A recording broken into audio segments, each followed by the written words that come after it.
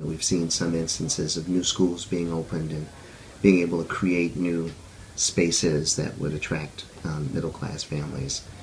The research is pretty clear that when you have a diversity of students, it improves academic achievement for all those students. But I think it's really tough because most of the school system is still segregated. And we're going to have to improve the schools that we have where they are, and then begin to attract back middle-class and diverse kinds of families to those schools, I think.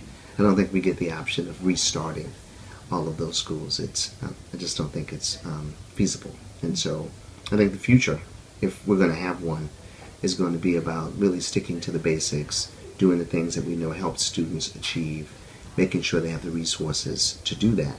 And then we'll start to see some movement in that way.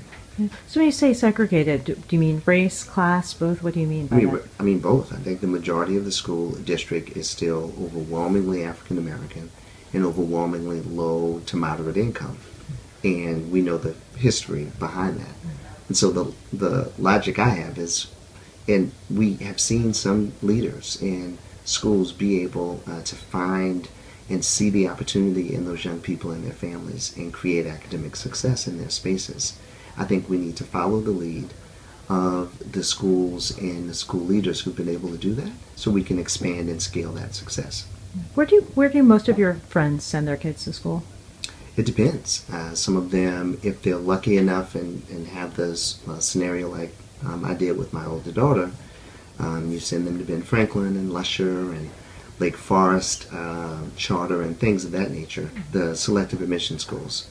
If in some instances people don't make the lottery, their kids don't make the cut, and so they send them to private or parochial schools. I think, and I believe strongly that what I've seen, people are not going to negotiate with their children's education.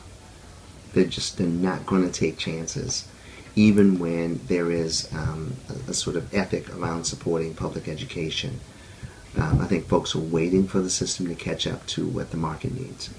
What do you think of the interest in like Morris, Jeff, Bricolage, Lycée? Yeah. What do you think of the spike of interest in them? I think those are examples of schools. My son went to the International School of Louisiana. We were sort of in that first round of parents that helped form that school pre-Katrina, where people are creating schools that are intentionally diverse. They have the kind of curriculum that is attractive to 21st century parents. People are looking for that opportunity for their kids, and when you can create that at a school, either from scratch or to reform it, I think you're going to attract middle class and forward-thinking parents. The challenge is we just don't get a chance to reconstitute all of the schools, and it still begs the question, are we saying that poor children can't learn? I think there's a really sort of difficult question there that needs to be answered. Where I come from, I was a poor kid in New Orleans, African American, in public schools, and the assumption was that I could learn. The resources were provided, and I did well.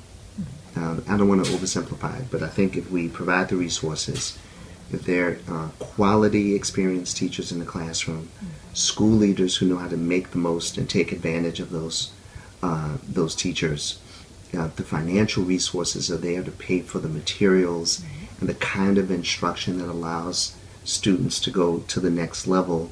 And if there are real supports between the school and the community and at home, I think you start to see the building of what I think is generational work. It won't flip overnight. It's going to take another 10 to 20 years for us to get this right.